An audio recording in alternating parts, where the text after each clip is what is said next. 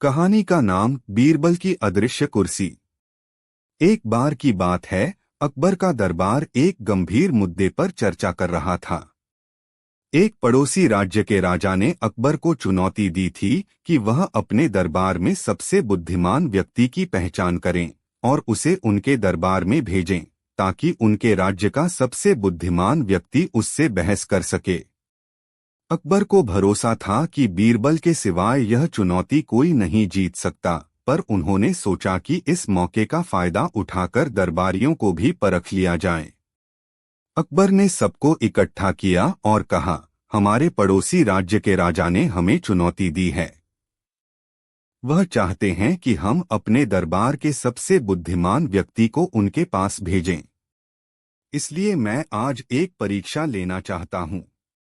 जो इस परीक्षा को पार कर जाएगा वही हमारे राज्य का सबसे बुद्धिमान कहलाएगा और उस चुनौती के लिए जाएगा। यह सुनकर दरबारियों में हलचल मच गई। सभी ने सोचा कि यह तो उनके लिए नाम कमाने का सबसे अच्छा मौका है। अकबर ने अपनी शर्त बताते हुए कहा, हमारे दरबार में आज एक खास कुर्सी रखी जाएगी। जो उस कुर्सी पर बैठेगा वह तभी अदृश्य हो जाएगा जब वह सही मायनों में सबसे बुद्धिमान होगा। मैं देखना चाहता हूं कि कौन उस अदृश्य कुर्सी पर बैठकर दिखाता है। यह सुनकर दरबारियों के चेहरे पर चिंता साफ दिखाई देने लगी। अदृश्य होना कोई साधारण बात नहीं थी और सभी के मन में डर समा गया। लेकिन बीरबल हमेशा की तरह शांत और मुस्कुराते हुए खड़े थे। अकबर ने दरबार के बीचों बीच एक साधारण सी दिखने वाली कुर्सी मंगवाई और कहा, यह कुर्सी बहुत ही खास है। इसके अदृश्य होने की ताकत इस पर बैठने वाले की बुद्धिमानी पर निर्भर करती है। पहले एक दरबारी आगे बढ़ा और कुर्सी पर बैठा। सभी ने देखा, लेकिन वह अदृश्य नहीं हुआ। अकबर ने उसे हंसते हुए कहा, शायद तुम उतने बुद्धिमान नहीं हो जितना सोचते थे। फिर एक और दरबारी ने कोशिश की, लेकिन वह भी अदृश्य नहीं हो पाया। एक एक कर कई दरबारियों ने कुर्सी पर बैठने की कोशिश की, लेकिन कोई भी अदृश्य नहीं हो पाया। सभी दरबारी निराश हो गए और धीरे धीरे पीछे हट गए। अब बीरबल की बारी थी। उन्होंने बिना किसी हिचकिचाहट के अकबर की ओर देखा और मुस्कुराते हुए कहा, जहांपनाह, अगर आप मुझे आज्ञा दें तो मैं इस कुर्सी पर बैठने की कोशिश कर सकता हूं। अकबर ने सिर हिलाते हुए कहा, जरूर बीरबल। मुझे यकीन है कि तुम कुछ न कुछ अलग ही करोगे। बीरबल ने कुर्सी की तरफ बढ़ते हुए सभी दरबारियों को देखा और फिर अकबर से बोले, जहांपनाह, अगर मैं इस कुर्सी पर बैठा और अदृश्य हो गया तो आप कैसे जानेंगे कि मैं यहाँ हूँ या नहीं? अकबर ने हंसते हुए कहा, बिल्कुल सही सवाल है। अगर तुम अदृश्य हो गए तो हम तुम्हारी आवाज सुन सकते हैं, लेकिन अगर तुम सच में सबसे बुद्धिमान हो तो कुर्सी पर बैठने के बाद कुछ ऐसा करना कि सबको यकीन हो जाए कि तुम अदृश्य हो चुके हो। बीरबल कुर्सी पर बैठे और उन्होंने एक अजीब सा हाथ हिलाने का इशारा किया। फिर तुरंत बोले, जहांपनाह, देखिए, मैं अदृश्य हो गया हूं। आप मुझे नहीं देख सकते। दरबारियों ने हैरानी से देखा और एक दूसरे से पूछा, क्या यह सच में अदृश्य हो गया? अकबर ने भी अपनी आंखों से पुष्टि करने की कोशिश की, लेकिन बीरबल तो वहां थे, बस सबकी नजरों के सामने। फिर बीरबल ने मुस्कुराते हुए कहा, मैं यह कैसे साबित कर सकता हूं कि मैं सच में अदृश्य हूं? जहांपनाह, क्या आपको मेरी बात सुनाई दे रही है? अकबर ने थोड़ा उलझन भरे स्वर में कहा, हाँ, तुम्हारी बात सुनाई दे रही है, पर तुम तो दिखाई दे रहे हो। बीरबल ने तुरंत जवाब दिया, तो इसका मतलब यह है कि इस कुर्सी की खासियत सिर्फ इतनी है कि यह दिखने में साधारण है, लेकिन सच में इसे साधारण समझना ही हमारी सबसे बड़ी मूर्खता है। बुद्धिमानी सिर्फ इस कुर्सी पर बैठने से नहीं आती, बल्कि यह सोचने से आती है कि हम सबसे अलग कैसे सोच सकते हैं। कुर्सी ने मेरी बुद्धिमानी को साबित किया, क्योंकि मैंने सभी को यकीन दिला दिया कि अदृश्य होना जरूरी नहीं है, बस अपनी उपस्थिति को अदृश्यता में बदलना जरूरी है। यह सुनकर दरबारियों ने तालियां बजाईं और अकबर ने हंसते हुए कहा, बीरबल, तुम्हारी बुद्धिमानी वाकई बेजोड़ है। तुमने हमें यह सिखाया कि कोई भी साधारण चीज खास हो सकती है अगर हम उसे खास मानें, और तुम इस चुनौती के लिए सबसे उपयुक्त हो। इस तरह बीरबल ने अपनी चतुराई और हास्य से एक और कठिनाई को हंसी मजाक में हल कर दिया और एक बार फिर साबित कर दिया कि वह सबसे अलग हैं। कहानी का नाम बीरबल और अनमोल तोहफा। एक बार की बात है, अकबर के दरबार में हर दिन कुछ नया और अद्भुत होता था। एक दिन अकबर ने दरबार में घोषणा की कि वह एक अनमोल तोहफा अपने किसी प्रिय दरबारी को देना चाहते हैं। यह सुनकर दरबार में सभी दरबारी बहुत उत्साहित हो गए। अकबर ने कहा, इस तोहफे के लिए मुझे एक विशेष कहानी सुननी है। जो कहानी सबसे अद्भुत होगी उसे मैं यह तोहफा दूंगा। बीरबल ने यह सुना और उन्होंने सोचा, मुझे कुछ विशेष करना होगा ताकि मैं यह तोहफा हासिल कर सकूं। उन्होंने अपनी बुद्धि का प्रयोग किया और दरबार में उपस्थित सभी दरबारियों को एक चुनौती दी। उन्होंने कहा, आप सभी को अपनी अपनी कहानियां सुनानी होंगी, लेकिन उन कहानियों में एक सबक होना चाहिए। पहले दरबारी ने अपनी कहानी सुनाई। उसने बताया कि कैसे उसने एक गरीब आदमी की मदद की और उसके जीवन को बदल दिया। उसकी कहानी अच्छी थी, लेकिन बीरबल ने देखा कि उसमें उतना गहराई नहीं थी। दूसरे दरबारी ने भी अपनी कहानी सुनाई। उसने बताया कि कैसे उसने एक बुरे आदमी को सुधारने की कोशिश की, लेकिन उस आदमी ने उसे धोखा दिया। उसकी कहानी भी रोचक थी, लेकिन उसमें कोई अनूठापन नहीं था। अब बारी बीरबल की थी। उन्होंने अपनी कहानी शुरू की। जहां पनाह, एक बार मैं एक यात्रा पर गया। मैं एक छोटे से गांव में रुका। वहां मैंने देखा कि गांव के लोग बहुत दुखी थे। उनके खेत सूख चुके थे और उन्हें खाने के लिए कुछ नहीं था। मैं गांव वालों से मिला और समझा कि उनकी समस्या क्या है। उन्होंने बताया कि गांव में पानी की कमी हो गई है। मैंने सोचा कि हमें कुछ करना चाहिए।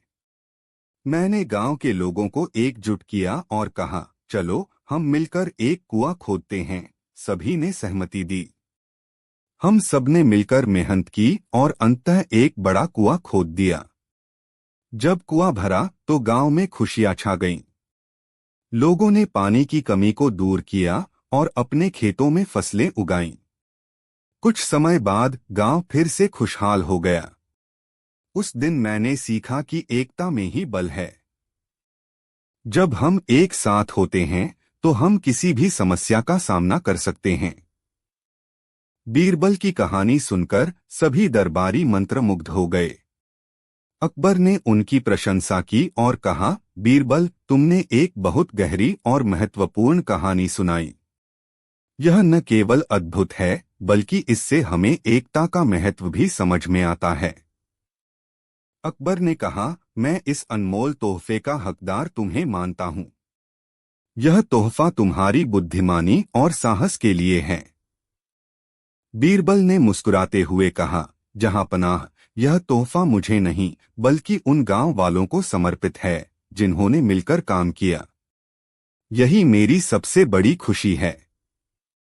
इस घटना के बाद अकबर ने बीरबल की कहानी को सभी दरबारियों को सुनाया और बताया कि किस प्रकार एकता और सहयोग से हम सभी को आगे बढ़ने का रास्ता मिलता है। दरबार में एक नया माहौल बना, जहां सभी दरबारी एक दूसरे की मदद करने के लिए तैयार रहते थे।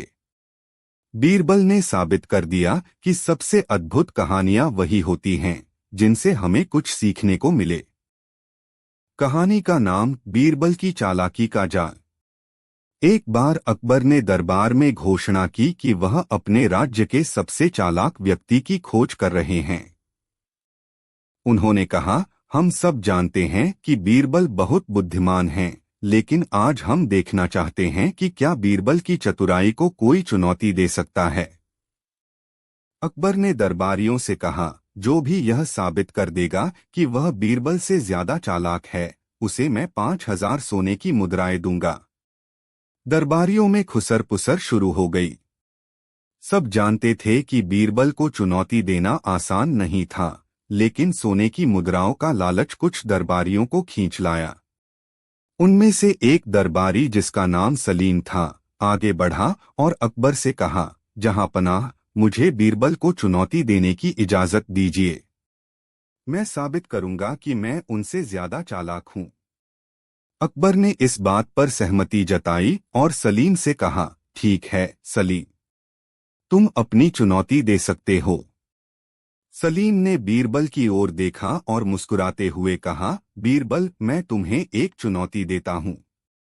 तुम्हें मुझे 3 दिन के भीतर एक ऐसी जगह लानी है जहां न जमीन हो, न आसमान, न पानी और न आग। अगर तुमने यह कर दिखाया तो मैं मान जाऊंगा कि तुम मुझसे ज्यादा चालाक हो।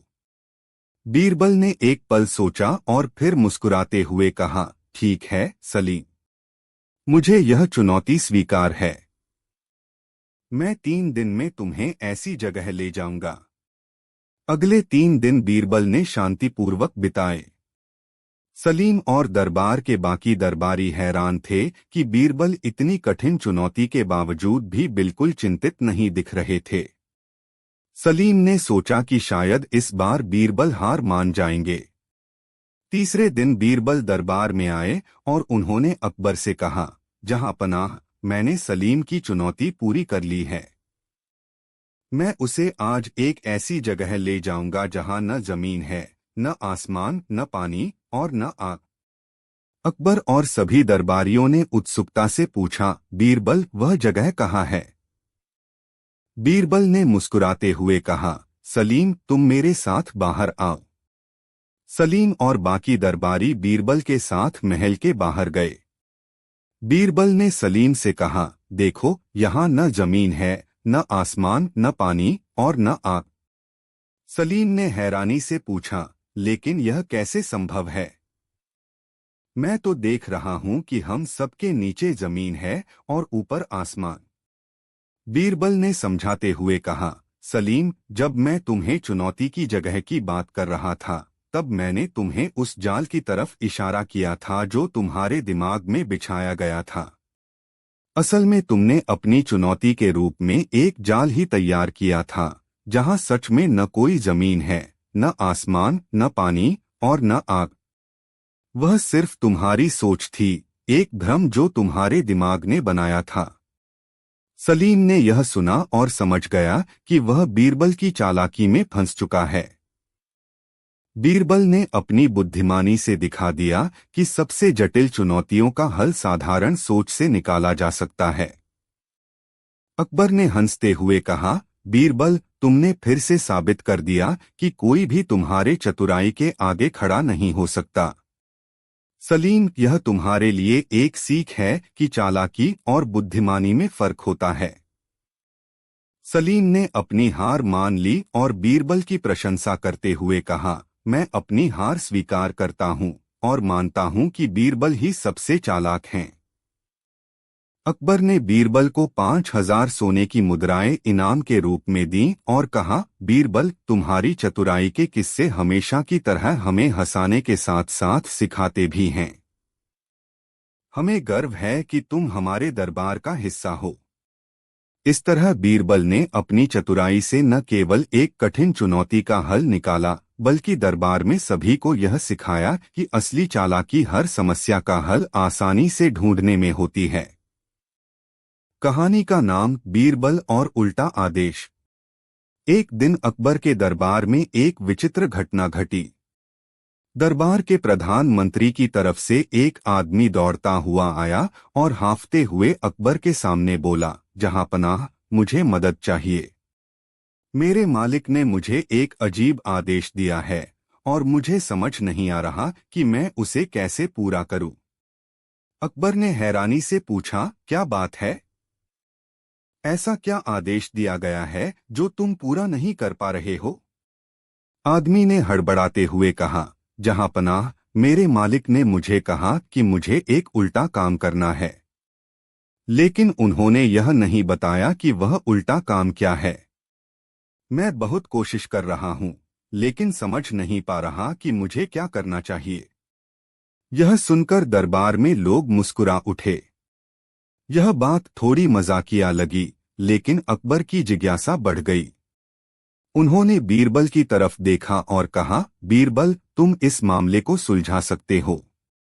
बताओ, आखिर इस आदमी के मालिक का उल्टा काम क्या हो सकता है? बीरबल मुस्कुराए और बोले, जहां पनाह, पहले मुझे यह पता लगाने दीजिए कि इस आदमी का मालिक कौन है। अकबर ने आदमी से पूछा, तुम्हारा मालिक कौन है? आदमी ने कहा, मेरा मालिक दरबार के मंत्री जाफर साहब हैं। अब दरबारियों की दिलचस्पी और बढ़ गई। जाफर एक चतुर और मजाकिया इंसान थे, और उनके आदेश में अक्सर छिपी हुई चुनौतियां होती थीं। बीरबल ने जाफर की तरफ देखा और कहा, मंत्री साहब, यह बताइए कि आपने अपने सेवक को क्या आदेश दिया था। जाफर हंसते हुए बोले, बीरबल, मैंने इसे सच में एक उल्टा काम करने को कहा था, लेकिन इसे समझ नहीं आया कि वह क्या हो सकता है। अब देखते हैं तुम इसका हल कैसे निकालते हो। बीरबल ने थोड़ी देर सोचा और फिर मुस्कुराते हुए बोला, जहां पनाह, यह काम थोड़ा दिलचस्प है, लेकिन मुझे एक विचार आया है। क्यों न हम एक ऐसा आदेश दें जिसे पूरा करने के लिए यह आदमी उल्टा सोचे और ऐसा ही उल्टा काम करके अपना काम पूरा करे। अकबर ने कहा, ठीक है बीरबल, लेकिन यह उल्टा काम क्या होगा? बीरबल ने दरबार में सबकी ओर देखा और फिर आदमी से कहा, तुम्हें करना यह है कि जाकर अपने मालिक से कहो कि आज तुम उल्टा ही काम करोगे, यानी जो काम वह कहेंगे तुम उसे उल्टा करके करोगे। अगर वह कहें कि दाएं जाओ तो तुम बाएं जाओ, अगर वह कहें कि बैठो तो तुम खड़े रहो।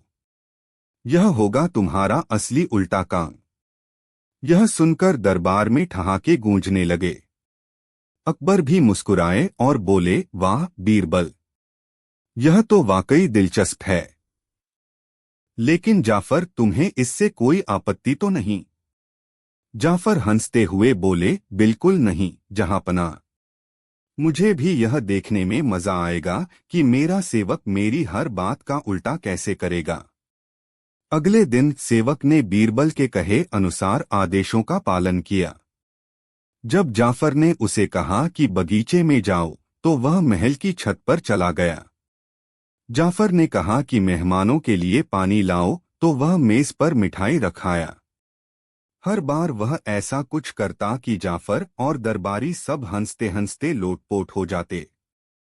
शाम तक जाफर ने उसे बुलाया और कहा, तुम यह सब क्या कर रहे हो? मैं तुम्हें सही आदेश दे रहा हूं, लेकिन तुम हर बार उल्टा कर रहे हो। सेवक ने हंसते हुए कहा, मंत्री साहब, आपने ही मुझे उल्टा काम करने का आदेश दिया था, और बीरबल जी ने कहा था कि आपका आदेश मानने का यही सही तरीका है। जाफर को अब समझ आया कि यह बीरबल की चाल थी। उन्होंने हंसते हुए अकबर से कहा, जहांपनाह, बीरबल ने एक बार फिर मुझे मात दे दी। मैं सोच रहा था कि मेरा आदेश उल्टा है, लेकिन बीरबल ने इसे मजेदार बना दिया। अकबर ने कहा, बीरबल, तुमने फिर साबित कर दिया कि तुम्हारी बुद्धिमानी का कोई मुकाबला नहीं। तुमने एक साधारण सी बात को इतना मजेदार बना दिया कि दरबार में हंसी का माहौल छा गया।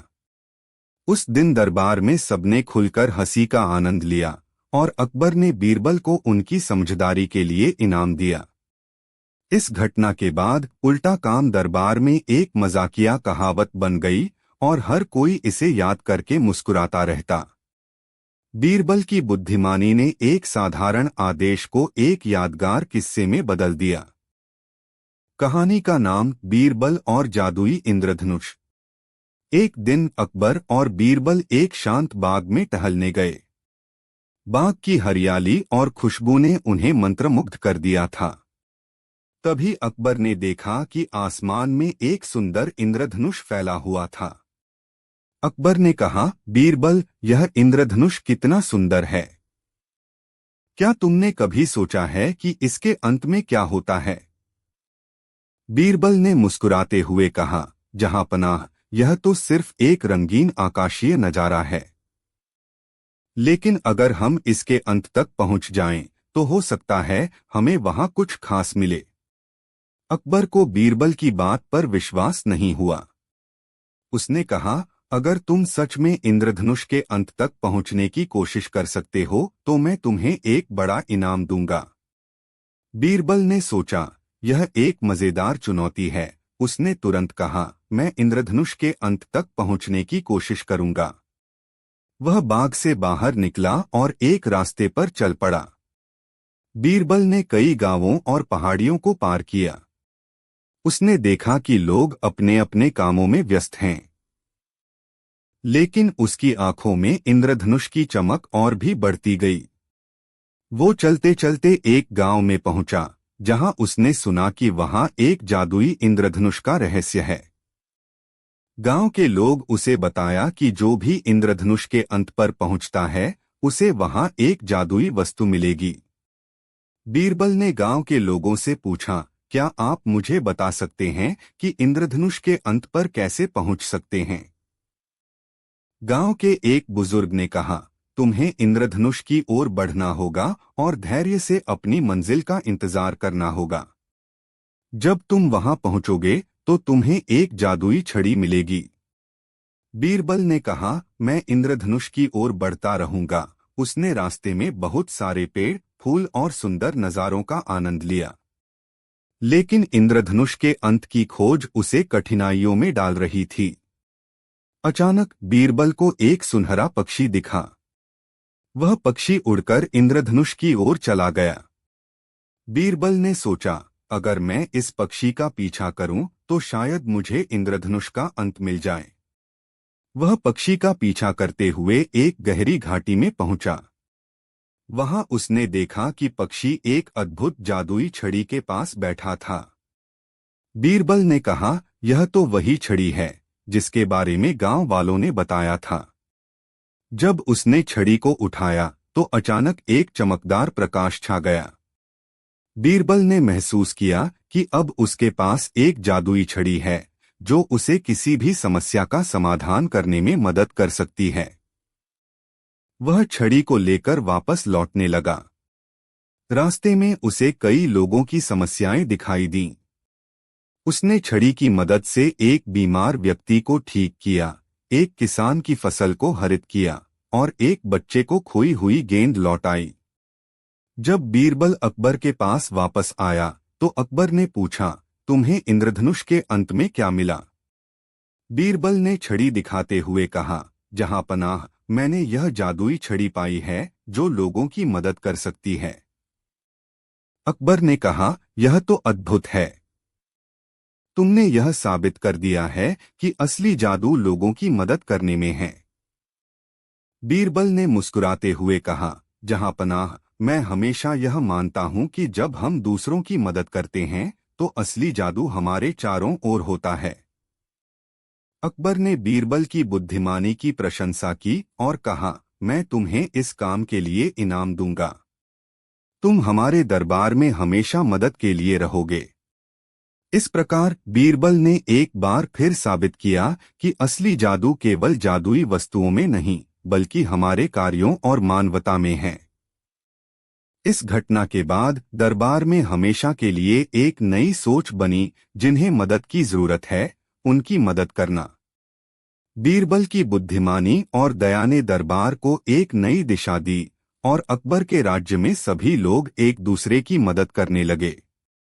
कहानी का नाम बीरबल और उल्टे घोड़े का रहस्य। अकबर के दरबार में एक दिन एक अजीब सा वाकया हुआ। एक अमीर व्यापारी जिसका नाम रघु था, दरबार में आया और उसने बहुत ही विचित्र शिकायत दर्ज करवाई। उसने कहा, जहां पनाह, मुझे न्याय चाहिए। मेरे पड़ोसी ने मेरे घोड़े पर कब्जा कर लिया है और कह रहा है कि यह उसका है। अकबर ने पूछा, यह तो एक साधारण मामला लगता है। तुम दोनों को यहाँ बुलाया जाए। अकबर ने व्यापारी के पड़ोसी को बुलाया, जिसका नाम मनोहर था। दोनों आदमी दरबार में पेश हुए और घोड़ा भी उनके साथ था। घोड़ा बहुत ही सुंदर और ताकतवर था। अकबर ने दोनों की बात सुनी।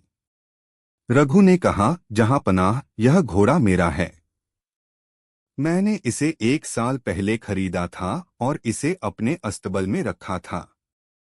मनोहर ने इसे चोरी कर लिया है और अब दावा कर रहा है कि यह उसका है। मनोहर ने तर्क किया, जहां पनाह, यह घोड़ा मेरा है। मैंने इसे बचपन से पाला है। रघु झूठ बोल रहा है। अकबर को यह सुनकर उलझन हुई। दोनों की बातें एक दूसरे के विपरीत थीं, लेकिन सच्चाई का पता कैसे लगाया जाए। तभी अकबर ने बीरबल की ओर देखा और कहा, बीरबल, तुम्हारी बुद्धिमानी की हमें फिर से जरूरत है। क्या तुम इस मामले की सच्चाई का पता लगा सकते हो? बीरबल ने मुस्कुराते हुए कहा, जहां पनाह, मुझे कुछ समय दीजिए। मैं इस मामले को जल्द ही सुलझा दूंगा।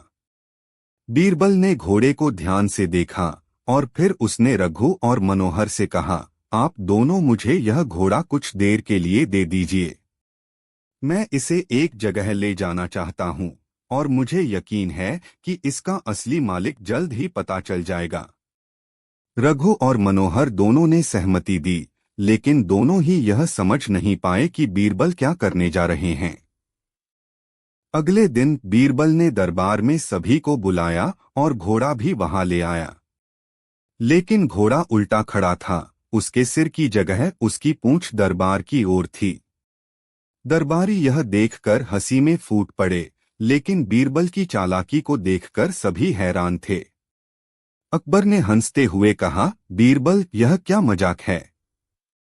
घोड़ा उल्टा खड़ा क्यों है? बीरबल ने शांति से जवाब दिया, जहां पनाह, आज हम देखेंगे कि असली मालिक कौन है।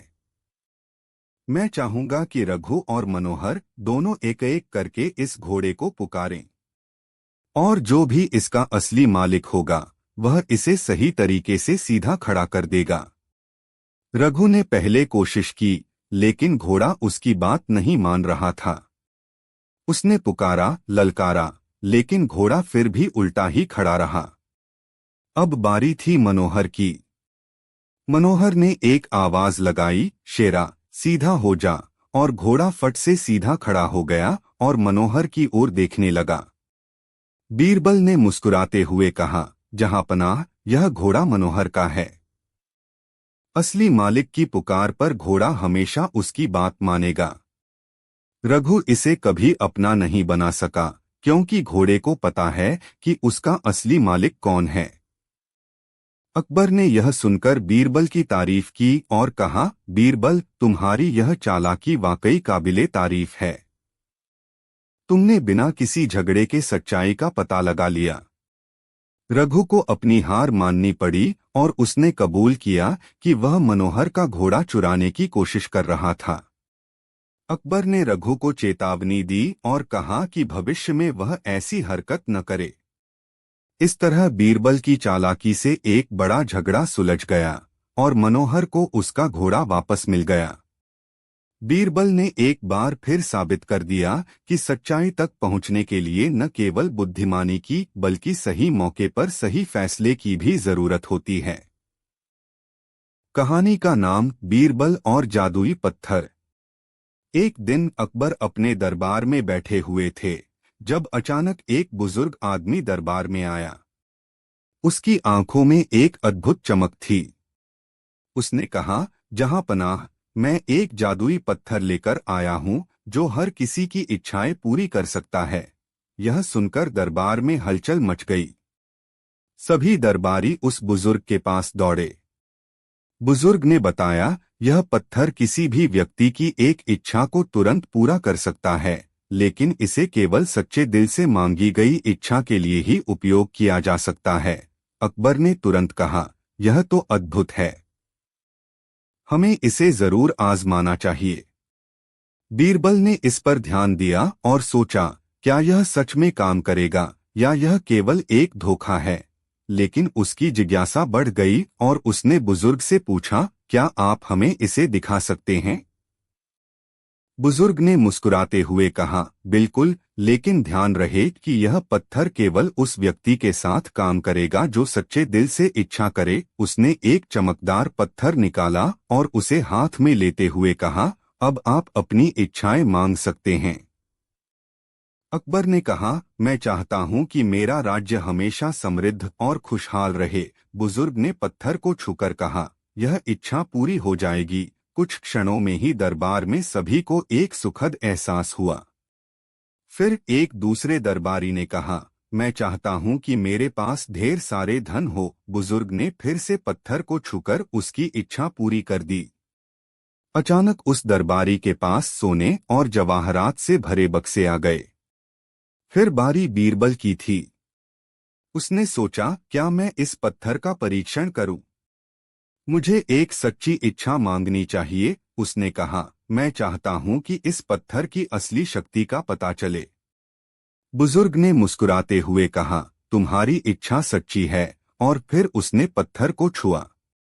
अचानक दरबार में एक तेज रोशनी छा गई और सभी की आंखें चकाचौंध हो गईं। जब रोशनी कम हुई तो सबने देखा कि एक विशाल जादुई जीव वहां खड़ा है।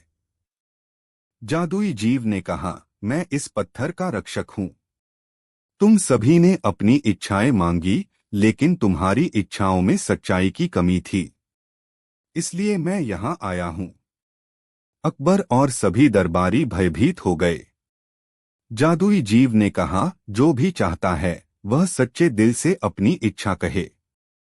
लेकिन ध्यान रहे, मुझे केवल सच्चाई से बनी इच्छाएं स्वीकार हैं। बीरबल ने साहस जुटाया और कहा, मैं चाहता हूं कि हम सभी एकजुट होकर अपने राज्य की भलाई के लिए काम करें। हमें एक दूसरे की मदद करनी चाहिए।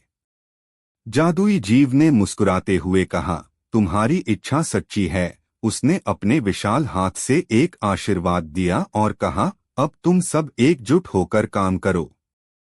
तभी से अकबर और सभी दरबारी एक साथ काम करने लगे। उन्होंने अपने राज्य के लोगों के लिए शिक्षा, स्वास्थ्य और समृद्धि के कई उपाय किए। धीरे धीरे राज्य खुशहाल होने लगा। बीरबल ने महसूस किया कि असली जादू वास्तव में एकजुटता और सच्चे इरादों में है। उन्होंने अकबर से कहा, जहांपनाह, असली खजाना केवल धन और संपत्ति नहीं है, बल्कि सच्चे मित्रता और सहयोग में है। अकबर ने मुस्कुराते हुए कहा, बीरबल, तुमने सच कहा। हम सभी को एक दूसरे का साथ देना चाहिए। इस घटना के बाद दरबार में एक नया माहौल बन गया।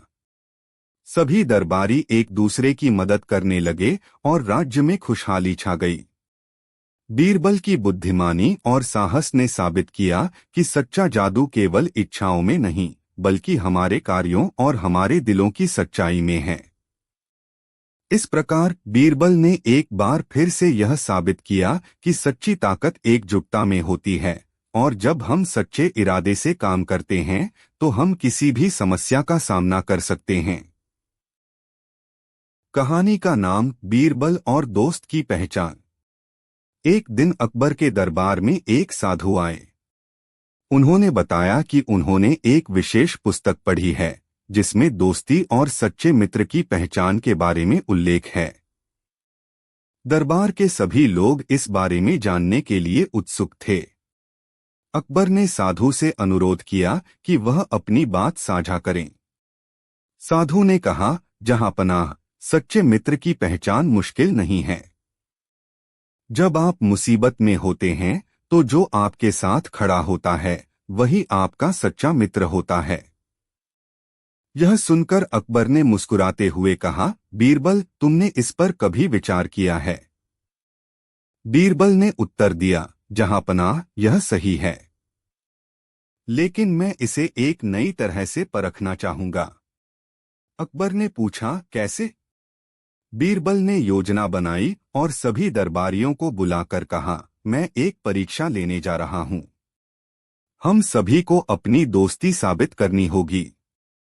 बीरबल ने घोषणा की कि वे सभी जंगल में एक दिन बिताएंगे।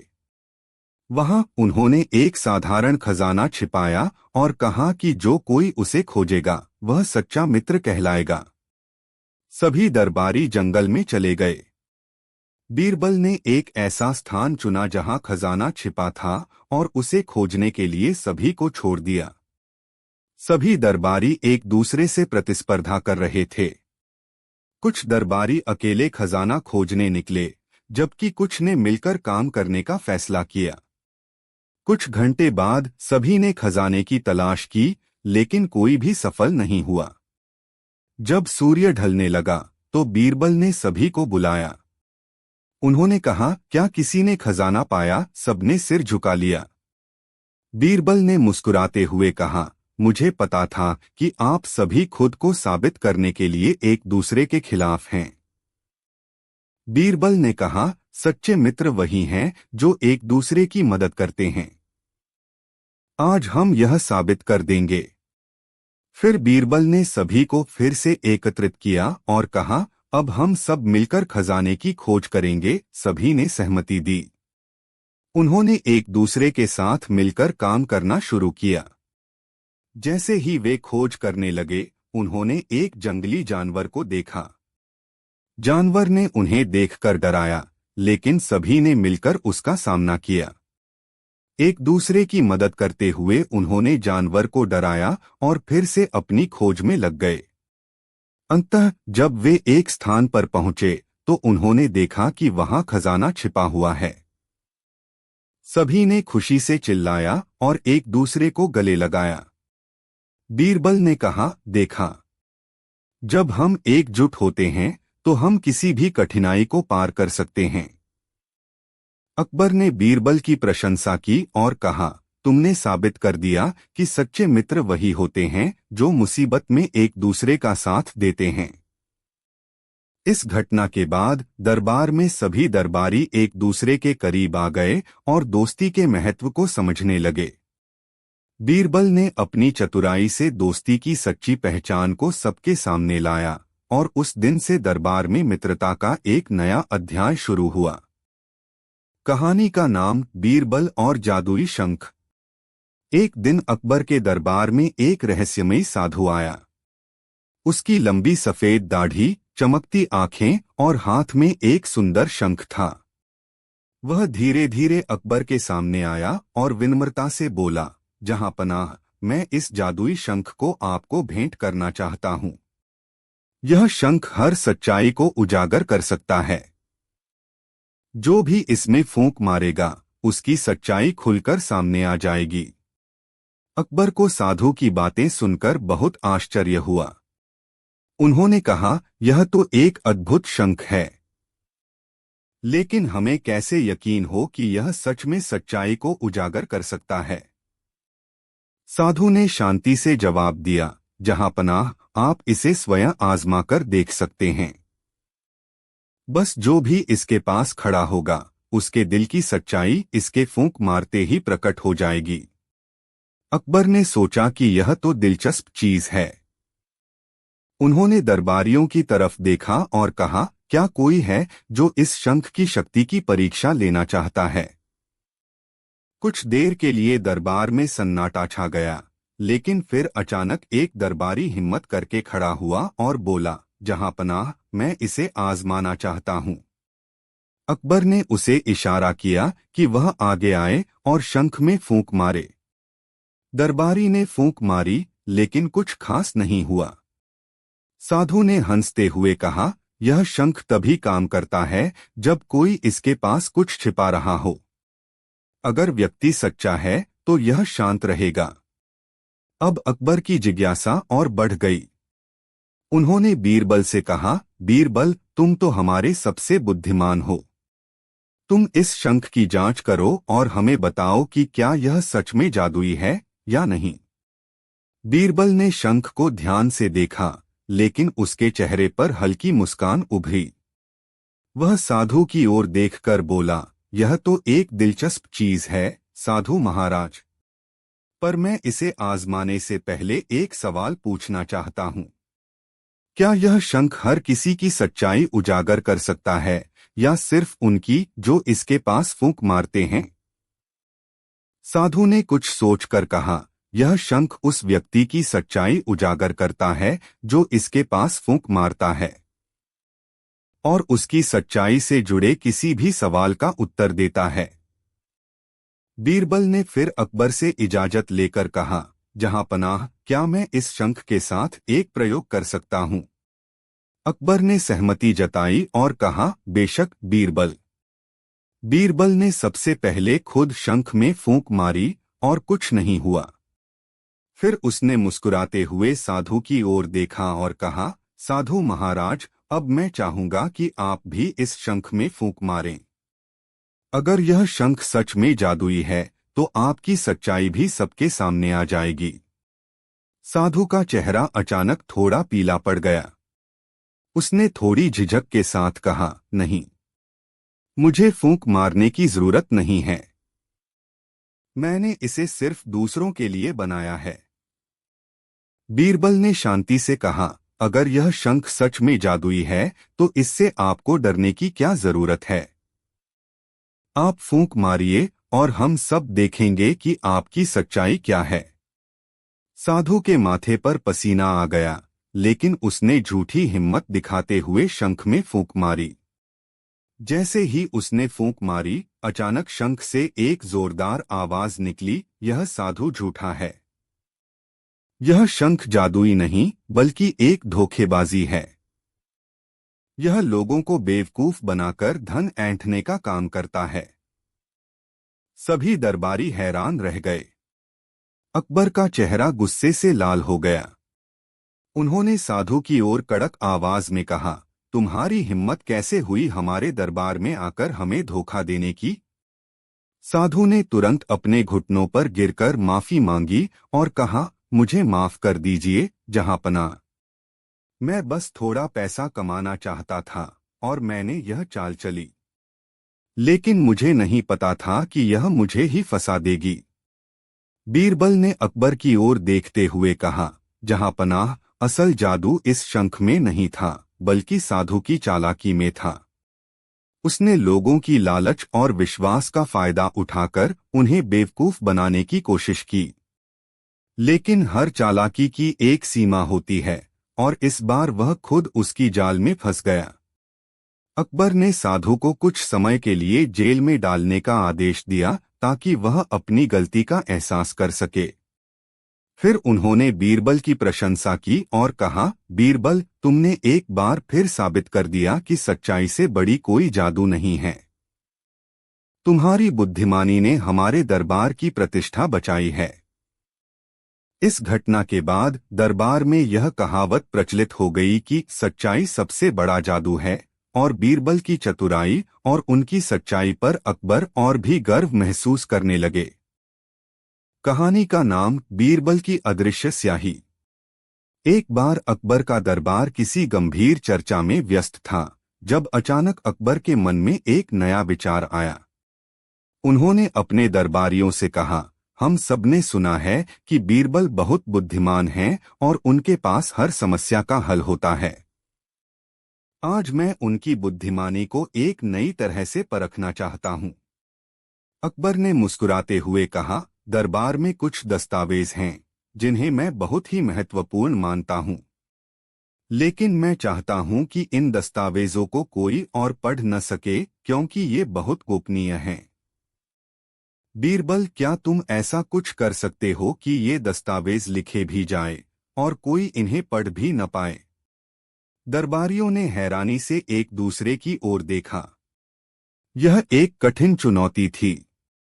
सभी ने सोचा कि आखिर बीरबल इस मुश्किल काम को कैसे हल करेंगे। कुछ दरबारी मन ही मन सोचने लगे कि शायद इस बार बीरबल हार जाएंगे, लेकिन बीरबल हमेशा की तरह शांत और आत्मविश्वास से भरे थे। बीरबल ने अकबर से कहा, जहांपनाह, अगर आप मुझे एक दिन का समय दें तो मैं इस समस्या का समाधान निकाल सकता हूं। मैं वादा करता हूं कि कल सुबह आपके सामने कुछ ऐसा प्रस्तुत करूंगा जो न केवल आपकी समस्या का हल होगा बल्कि आपको भी आश्चर्यचकित कर देगा। अकबर ने सिर हिलाते हुए कहा, ठीक है बीरबल, तुम्हें एक दिन का समय दिया जाता है। मैं कल देखना चाहता हूं कि तुम क्या नया लेकर आते हो।